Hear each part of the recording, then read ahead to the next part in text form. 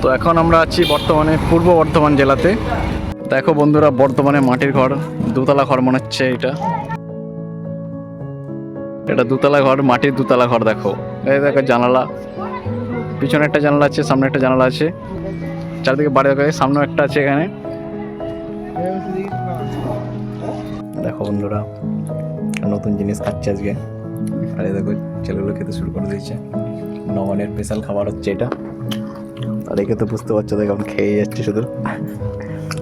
নবানের special খাবার হচ্ছে এটা।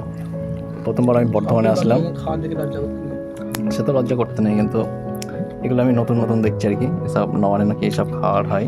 এই দুধটা আমার এক্সট্রা এখানে আছে, পরে খাওয়া হবে।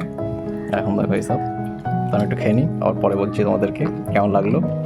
এই প্রথমবার বর্ধমানে গেলাম মোটর ভ্যানে করে, আর প্রকৃতির দৃশ্য নিতে নিতে।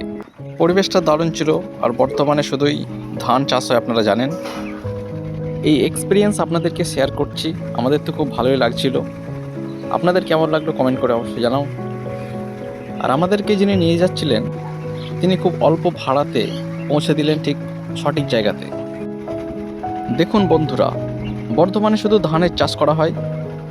অনেক কিছু জিনিস আমরা তুলে ধরেছি আপনাদের কাছে। চারিদিকে যেদিকে দেখছি সেদিকে শুধু ধান আর ধান চাষ করা হয়েছে মাঠে। আর এই বর্তমানে শুধু ধান চাষ করা হয়। আর এই ধানটা যখন ওঠে, মানে যখন বাড়িতে নিয়ে যাওয়া হয় ধানগুলোকে সব, তখন একটা উৎসব হয়, সেটাকে নবান বলা হয়। আর আমরা এর জন্যই ওখানে গিয়েছিলাম। আর পরিবেশটাও অনেক ভালো ছিল। ওখানে গিয়েও কিন্তু আমরা নতুন নতুন অনেক জিনিস দেখতে পাই।